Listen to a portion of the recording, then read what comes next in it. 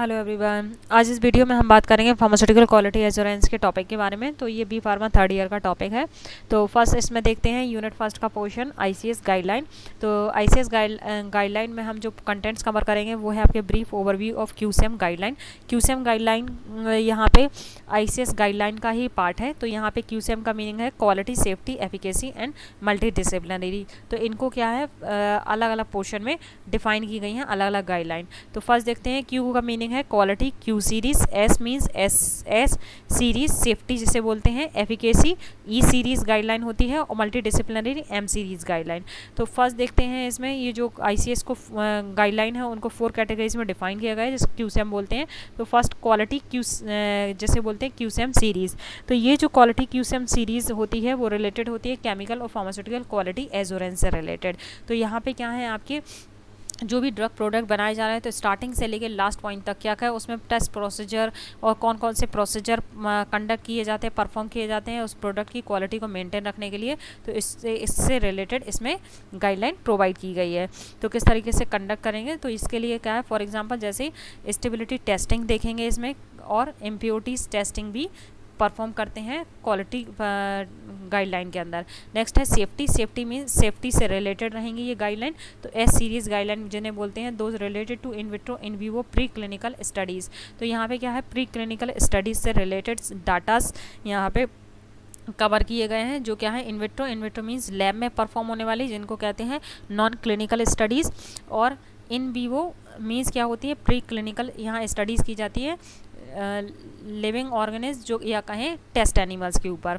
ठीक, नेक्स्ट बंद है एफ सीरीज, ई सीरीज जिसको बोलते हैं एफिकेसी। एफिकेसी रिलेटेड होती है क्लिनिकल स्टडी। तो क्लिनिकल स्टडी की जाती है ह्यूमन बीइंग के ऊपर। प्री क्लिनिकल स्टडीज़ के बाद क्लिनिकल स्टडीज़ परफॉर्म की जाती है जिनमें ह्यूमन बीइंग्स को यूज़ किया जाता है। तो यहाँ पे क्या है जो हम एफिकेसी में देखते हैं वो डोज रिस्पॉन्स स्टडीज़ देखते हैं कि डोज का रिस्पॉन्स क्या है, गुड क्लिनिकल प्रैक्टिस और जीएलपी भी कवर होता है, जीसीपी कवर होता है यहाँ पे। तो क्लिनिकल प्रैक्टिस मतलब जो भी क्लिनिकल ट्रायल परफॉर्म किए जा रहे हैं तो किस तरीके से टेस्ट प्रोसीजर फॉलो किए जाएंगे। नेक्स्ट वन है multidisciplinary M series guideline. तो एम सीरीज़ गाइडलाइन जो हैं वो आपके डॉक्यूमेंटेशन से रिलेटेड हैं। जो भी आपके मेडिकल डिक्शनरी या कहें मेडिकल टर्मिनोलॉजी जो होती है तो उससे रिलेटेड सारे डॉक्यूमेंटेशन वहाँ पे दिए गए हैं। तो अलग अलग सीरीज़ में इनको डिफाइन किए गए हैं जिसको बोलते हैं मेड्रा, S3, M3, M4 and M5 series. तो M1 से M5 सीरीज़ तक इसको डिफ़ाइन किया गया है। तो फर्स्ट देखते हैं हम क्वालिटी गाइडलाइन। क्वालिटी गाइडलाइन को भी फर्दर डिफ़ाइन किया गया है अलग अलग टर्म में। तो फर्स्ट है Q1A जो stability testing of new drug product. तो जो भी न्यू ड्रग प्रोडक्ट या सब्सटेंस रहेंगे उनकी स्टेबिलिटी टेस्टिंग से रिलेटेड गाइडलाइन प्रोवाइड की गई है। Q1B में photo stability testing. Photo stability testing means जो भी आपके लाइट सेंसिटिव प्रोडक्ट रहेंगे उनसे रिलेटेड यहाँ टेस्टिंग की गाइडलाइन दी गई है। नेक्स्ट है stability testing of new doses form. जो भी न्यू डोजेस फॉर्म बनाई जा रही हैं उनकी स्टेबिलिटी टेस्टिंग की guideline. Bracketing and matrixing design for stability testing of drug substance and drug product. तो यहाँ पे क्या है जो भी आपकी कौन कौन सी स्टेबिलिटी टेस्टिंग करने के लिए क्या डिज़ाइन परफॉर्म किया गया है किसी भी ड्रग की प्रोडक्ट की स्टेबिलिटी टेस्टिंग करने के लिए तो उससे रिलेटेड यहाँ गाइडलाइन दी गई हैं। Q1E में इवेल्यूशन ऑफ स्टेबिलिटी डाटा। जो भी स्टेबिलिटी टेस्ट प्रोसीजर हम परफॉर्म कर रहे हैं तो उनको कैसे इवेल्यूएट करेंगे तो उससे रिलेटेड गाइडलाइन है। Q1F stability data package for registration for climate zone. तो यहाँ पे क्या है जो स्टेबिलिटी टेस्टिंग होती है तो उसकी स्टेबिलिटी टेस्टिंग डाटा को कलेक्ट करना क्लाइमेट जोन 3rd और 4th के अकॉर्डिंग। नेक्स्ट वन है Q2A definition terminology analytical validation. जो भी एनालिटिकल मेथड यूज़ किए जाते हैं टेस्ट परफॉर्म करने के लिए प्रोडक्ट की क्वालिटी टेस्ट परफॉर्म करने के लिए तो उसके एनालिटिकल वैलिडेशन करना उनका। नेक्स्ट वन है मैथोलॉजी।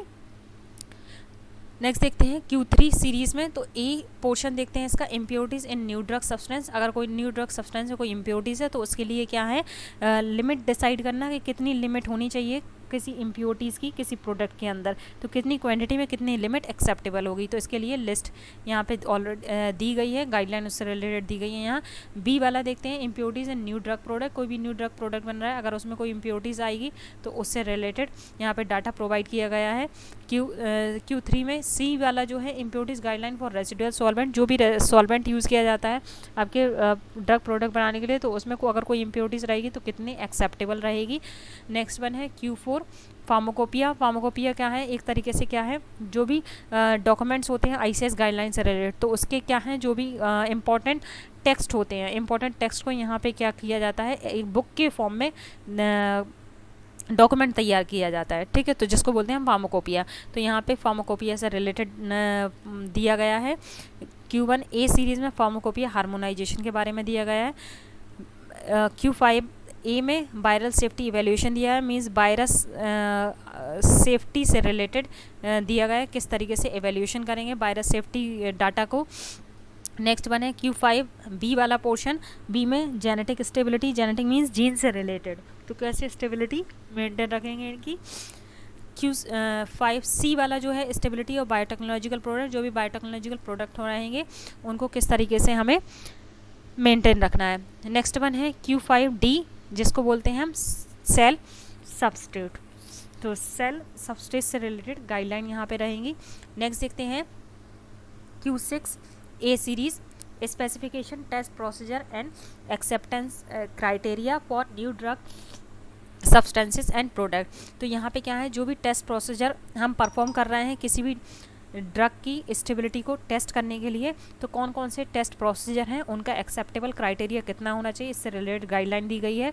Q6 बी में test procedure acceptance area for biotechnological and biological product, तो फर्स्ट में हमारे न्यू ड्रग और ड्रग सब्सटेंस से रिलेटेड दी गई। नेक्स्ट जो है हमारा बी वाला, उसमें बायोटेक्नोलॉजी मतलब जो भी लिविंग ऑर्गन से हम कोई फॉर्मुलेशन बना रहे हैं, तो लिविंग ऑर्गन के लिए कौन से टेस्ट प्रोसीजर होंगे, उनका एक्सेप्टेबल क्राइटेरिया कितना होगा, उससे रिलेटेड गाइडलाइन दी गई है। Q7 A GMP for active pharmaceutical ingredient, तो यहाँ पे क्या है, GMP गुड लेबोरेटरी प्रैक्टिस, जो क्या है फॉर्मुलेशन से रिलेटेड गाइडलाइन होती है। तो फॉर्मुलेशन से रिलेटेड कौन कौन से गाइडलाइन दी गई है किसी भी फॉर्मुलेशन को परफॉर्म करने के लिए, इसके बारे में डिफाइन किया गया है। Q8 में फार्मास्यूटिकल डेवलपमेंट से रिलेटेड गाइडलाइन है। Q9 में क्वालिटी रिस्क मैनेजमेंट से रिलेटेड गाइडलाइन है, और Q10 में फार्मास्यूटिकल क्वालिटी सिस्टम से रिलेटेड गाइडलाइन प्रोवाइड की गई है। नेक्स्ट देखते हैं सेफ्टी गाइडलाइन, तो सेफ्टी गाइडलाइन को भी फर्दर डिफाइन किया गया है। S1 A B C series में किया है, तो ए देखते हैं हम, guideline for needed for the carcinogenicity studies of pharmaceuticals, तो कोई भी फार्मास्यूटिकल डोजेस फॉर्म बनाई है उसमें क्या है, हमेशा हम कार्सिनोजेनिसिटी स्टडी परफॉर्म करते हैं कि कहीं वो कैंसर कॉज करने वाले तो इंग्रेडिएंट नहीं है उसमें, तो इससे रिलेटेड गाइडलाइन दी गई है, कार्सिनोजेनिसिटी स्टडी किस तरीके से करना है। बी वाला देखते हैं टेस्टिंग ऑफ कार्सिनोजेनिसिटी ऑफ फार्मास्यूटिकल, तो कौन कौन से टेस्ट प्रोसीजर हैं कार्सिनोजेनिसिटी चेक करने के लिए किसी प्रोडक्ट की। सी वाला डोज सिलेक्शन फॉर कार्सिनोजेनिसिटी स्टडीज़, तो हम कैसे डोज सेलेक्ट करेंगे कार्सिनोजेनिसिटी स्टडी को परफॉर्म करने के लिए। S2 में गाइडलाइन जो है वो जेनोटॉक्सिटी टेस्टिंग से रिलेटेड गाइडलाइन दी गई हैं। S3 जो है आपका नोट फॉर गाइडेंस ऑफ टॉक्सिकोकाइनेटिक्स, तो यहाँ पे क्या है, जो गाइडेंस दी गई है वो टॉक्सिकोकाइनेटिक्स से रिलेटेड गाइडलाइन दी गई है, मींस जो भी हम डोजेस फॉर्म यूज़ कर रहे हैं तो कहीं वो ह्यूमन बींग्स के लिए टॉक्सिसिटी प्रोड्यूस तो नहीं करेगी, तो इससे रिलेटेड गाइडलाइन दी गई है। नेक्स्ट देखते हैं S3 बी सीरीज फार्माकोकाइनेटिक्स जिन्हें guidelines for repeated dose tissue distribution studies, तो यहाँ पे क्या है, गाइडेंस दी गई है कि अगर कोई भी हम डोज दे रहे हैं, रिपीटेड डोज दे रहे हैं, तो वो उस डोज का जो टिश्यू डिस्ट्रीब्यूशन है, टिश्यू के अंदर जो डोज डिस्ट्रीब्यूशन हो रही है वो डिस्ट्रीब्यूशन कितना है, इस चीज़ से रिलेटेड यहाँ गाइडलाइन दी गई है। S4 duration of chronic toxicity testing in animals, तो यहाँ पे क्या है, जो भी ड्रग है और लंबे टाइम तक टॉक्सिसिटी प्रोड्यूस कर रही है, तो उसकी टॉक्सिसिटी ड्यूरेशन को टेस्ट करते हैं हम एनिमल्स के ऊपर, तो वो एनिमल्स हम सिलेक्ट करते हैं रोडेंट और नॉन रोडेंट टाइप के, दोनों टाइप के एनिमल्स हो सकते हैं टॉक्सिसिटी टेस्टिंग के लिए। S5 detection of toxicity to reproduction of the medicinal product and toxicity to male fertility, तो यहाँ पे क्या है, F5 में दिया गया है, अगर कोई भी प्रोडक्ट हम बना रहे हैं, अगर उसकी टॉक्सिसिटी किसी रिप्रोडक्टिव ऑर्गन में हो रही है तो कितनी हो रही है, क्या टॉक्सिसिटी प्रोड्यूस हो रही है, तो इस चीज़ पे हमेशा हम ध्यान देंगे। तो उससे रिलेटेड यहाँ पे डिटेक्शन से रिलेटेड मींस रिप्रोडक्टिव ऑर्गन में अगर कोई टॉक्सिसिटी कॉज हो रही है तो उसके डिटेक्शन से रिलेटेड यहाँ पे गाइडलाइन प्रोवाइड की गई है S5 में। S6 देखते हैं, एडम टू ICS मींस अगर कोई भी सेफ्टी डाटा हमें ऐड करना ICS गाइडलाइन में तो S6 में इसका प्रोसीजर दिया गया है।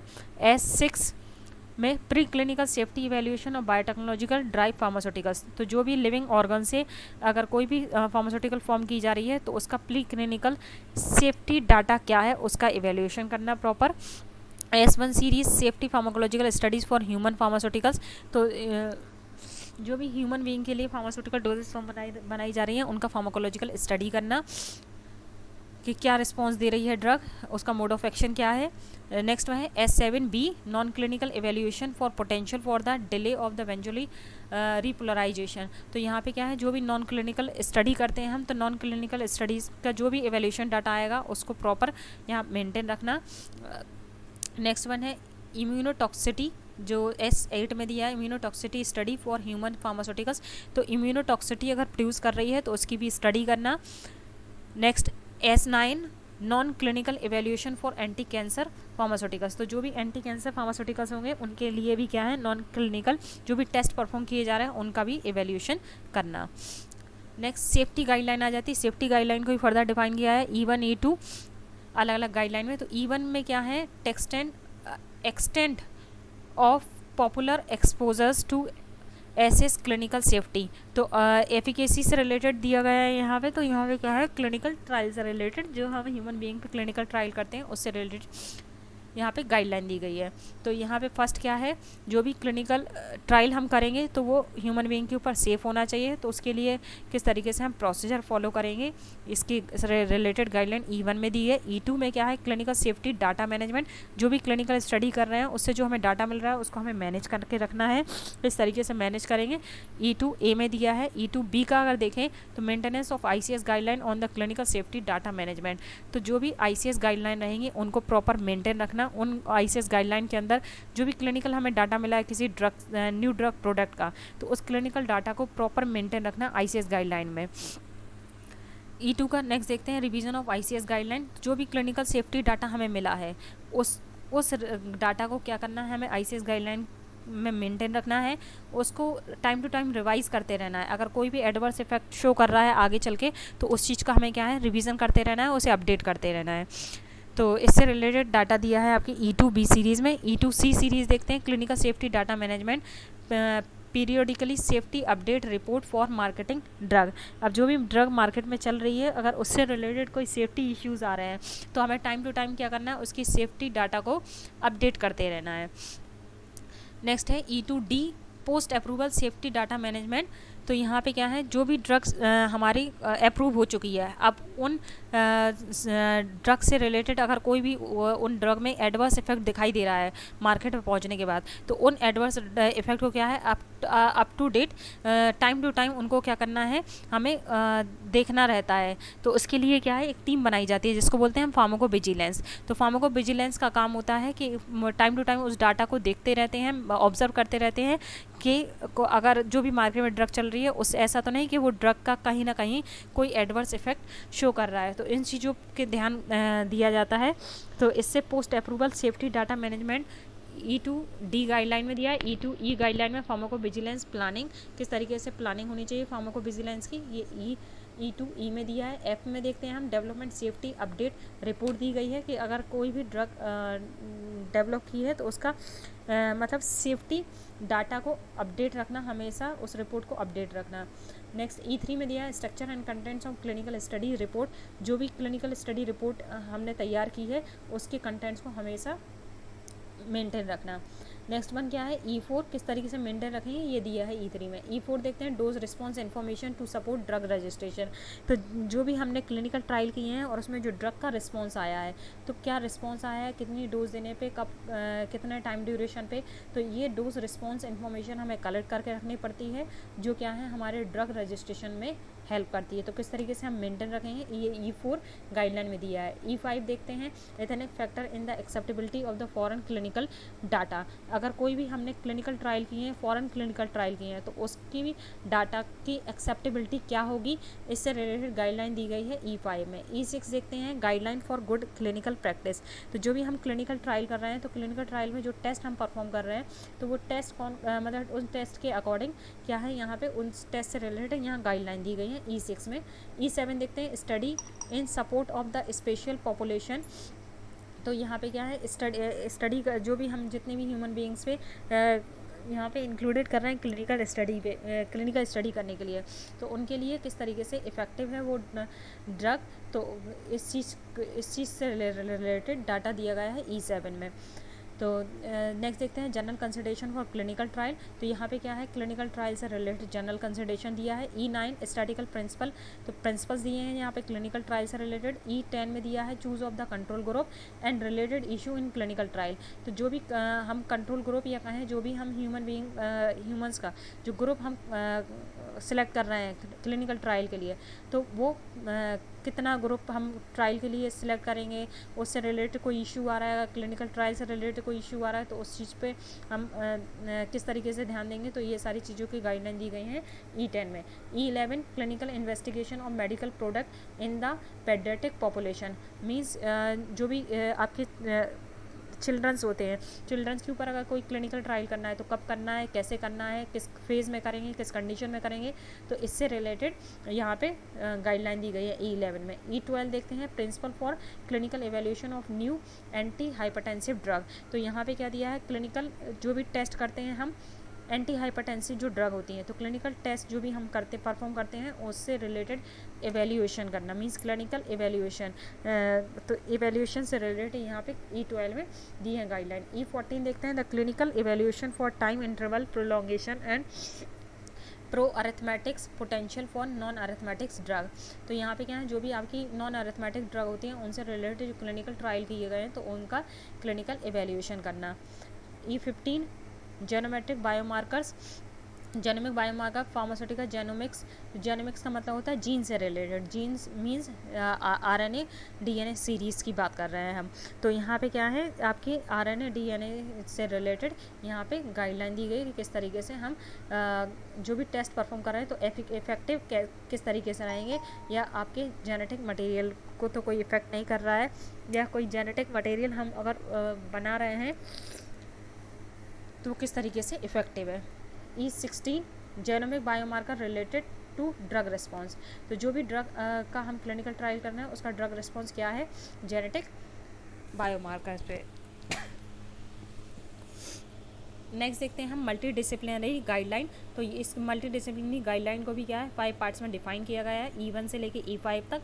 तो मल्टी डिसिप्लिनरी गाइडलाइन का मतलब होता है यहाँ पे क्या है, आपकी एक तरीके से मेडिकल डिक्शनरी डिफाइन की गई है। मतलब अगर बात करें हम तो एक तरीके से जो भी मेडिकल डॉक्यूमेंटेशन है, जितने भी आपने ट्रायल किए हैं, जो भी टेस्ट परफॉर्म किए हैं, उन सारी चीज़ों का यहाँ पे डाटा दिया गया है। तो M1 सीरीज जिसको बोलते हैं मेड्रा, जो होती है मेडिकल टर्मिनोलॉजी जिसको बोलते हैं मेडिकल डिक्शनरी, जिसमें सारे मेडिकल टर्म्स आपके इंक्लूडेड होते हैं। M2 S3 जिसको बोलते हैं electronic standard for the transfer of the regulatory information. जो भी रेगुलेटरी इन्फॉर्मेशन होती है उसको किस तरीके से हम ट्रांसफ़र करें बाय यूजिंग ऑफ इलेक्ट्रॉनिक वे, तो इससे रिलेटेड यहाँ पे दिया गया है M2 सीरीज़ में। M3 non clinical safety study for the conduct of the human clinical trials and marketing authorisations for pharmaceuticals.